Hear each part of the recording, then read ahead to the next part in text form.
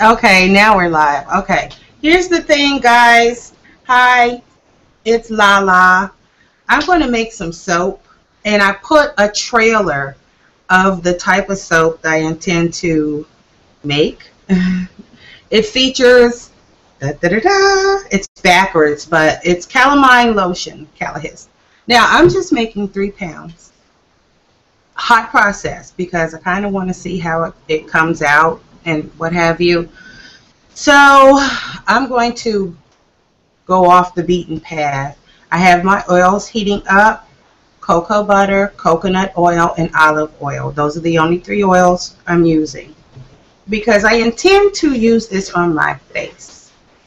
So I'm just going to get started with the ingredients. My additives, I'm going to get that done ahead of time, even though it takes a while for hot process. I'm using activated charcoal.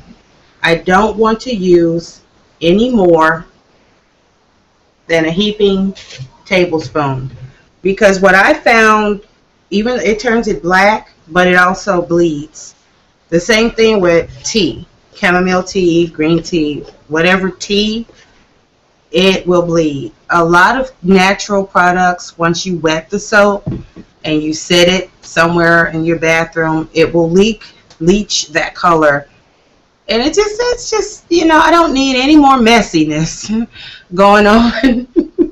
So I'm just going to skip that. Okay, so in here, I'm going to 3 pounds divided amongst 3 containers. Right now, this one has pumice olive oil, but it won't for this will be the main container.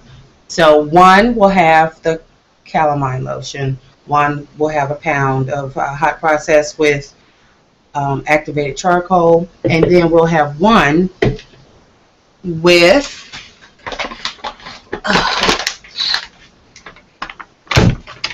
bentonite clay. Bentonite clay is my go-to. It's great for people who shave. It draws impurities and whatnot from the skin. It can be drying. Some people take it internally. I have. But you have to drink a lot of water with it, and it will leach. Chemo patients take this internally. It will leach everything out of your intestinal tract. Vitamins, poisons, whatever's there. That's just the nature of it. So I figure I'm going to put a tablespoon heaping of bentonite clay in 1 pound of my soap. And I put that trailer of Glency there because I would like for my skin to be clear and smooth. Okay, I want my skin, that's my goal. I want my skin to be clear and smooth. So whether I'm wearing makeup or not, it doesn't make any difference. Right now I have absolutely no makeup on. I have some lipstick on, and it's nude. So it looks like I'm all faded away. I am. I don't have anything going. But I got this really great thing from Glency because I was looking up how I cut my Lush soaps. Some people wanted to know how to cut their soaps, and if you can see from the last video, I'm not an expert at cutting a loaf of soap with a knife. Some people are. Anyway, I wanted to put promote some videos where women are showing how to cut bars or pieces of soap so that you don't waste your soap by wetting the whole bar. Like, this isn't ready until November, but you would just cut into pieces, however many pieces that you want, and you can store the rest. And I ran across Glency, and she has this fabulous olive oil routine that I started yesterday, 2 days ago. She takes some 100% EEOV, and she oil cleanses to get her makeup off. A minute or so. And then she uses her Lush product soap pharmacology, I believe, from there. And she also uses another Lush product that has tea tree. It's a spray. Tea tree and some other essential oils in it. Excuse me, I'm losing my voice. That's not good. Anyway, I like her routine, so I decided to give it a try. So I made my own grease lightning or whatever it is, just for myself. It's not for sale. And I use witch hazel, purified water, lavender essential oil, tea tree essential oil, aloe, a little cedar wood, some rose absolute, and some lavender. And I shook it up. I have rosacea, and from time it mimics acne, but anyway, it makes it itch. And I was scratching it a little bit, and I ran across that, so I decided to make it for myself. I also added a heaping tablespoon of sea salt in it. Anything, and rosemary. Anything that was antimicrobial, antibacterial, I put in there. Shook it up, spray it on my face several times a day. It helps cut down on the oil. It does. And between the oil cleansing with the pumice olive oil, because that's what I have, and the spritz, I can see an improvement in my skin already. And because her skin is gorgeous, but it wasn't always gorgeous. So I said, let me give it a try. I'm going to try that routine. So that's what we're doing here today. I'm going to make for myself the other part of the routine, the soap that she used. The main feature is Calamine lotion. And I've been meaning to make this for a while, but I forgot. So now I remembered, and that we're going to do it. So going back, we have our additives here. And I also got to tell you about my kombucha disaster. I'm so outdone. But the other additive, because you know I cannot live unless I'm putting calendula petals and everything. I just cannot live. So what I'm going to do is put calendula petals, and set that over there for a minute. Calendula petals in, and I can turn this off. I'm sure the oils have melted by now because this crock pot is really hot. Yeah, I've already destroyed this shirt, so see, I don't want them to get too hot. I have my essential oil, my lye water already cooling off in the sink. My Instagram followers, they saw that.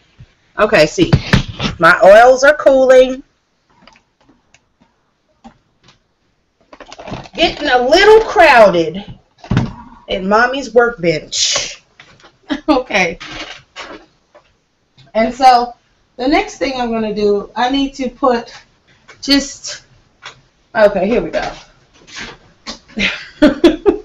I'm just going to take this where we go to Gordon's and get the huge amount of turkey breast, whatever. I save those trays because they're handy for crafts and things like that. I want to cut my wheatgrass. I just, you know. And I'm just going to take a handful. And I don't like this part. I don't like that part of the flour in my concoctions. So, there's another word for that. I just can't think of it right now. Preparations. So, I don't use it. I picked them out. I don't know if that's good or bad, but I don't want that because it has these are real flowers. They're calendula petals, marigold petals. They're dried.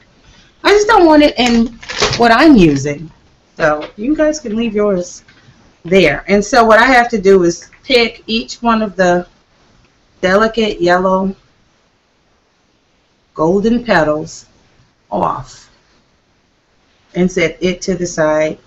You can put it in your compost bin. There's nothing artificial about this. They're dehydrated flowers, marigold petals. And like I say, I leave my window open when I soak and I have a fan going because of the fumes. Soap fumes are no respecter of any living thing. You should never enclose yourself with soap fumes. You should never intentionally inhale uncured soap. That's just what I found. I had a big old palm plant that died in the area where I always made soap. So yeah, I took that as a hint. So what I'm doing right now,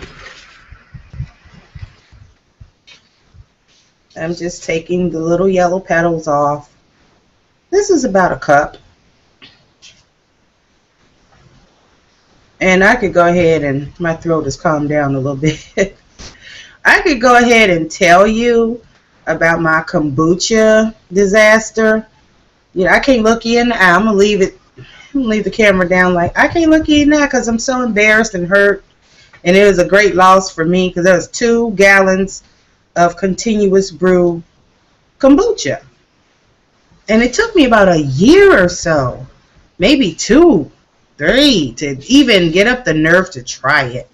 You know, water kefir, yeah, I got that down. I'm doing the water kefir, even though my grains are kind of struggling. Honey, hunty. Something kept drawing me to the kombucha because I said, well, I need to refill it. It's a continuous brew system. There's a bunch of videos about that. And so I came in, and it's the big 2-gallon jar. I got that jar from Walmart on sale. Deep discount, really. So I got it. It was like $4. And it's 2 gallons. And it has a spigot. So I saw these little specks up at the top. And I have a it was about 20 coffee filters on top of it. Maybe I used too many and the rubber band did not enclose it well enough.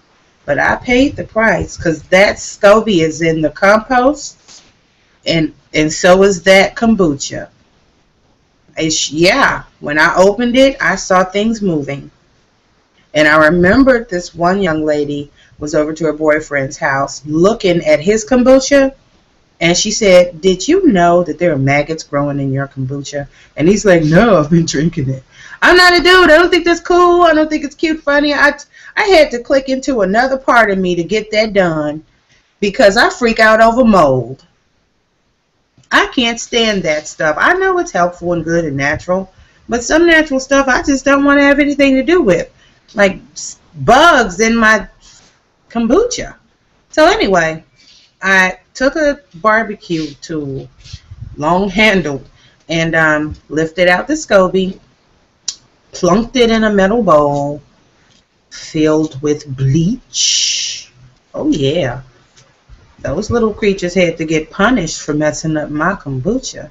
And I soaked it in bleach until the things stopped wriggling around.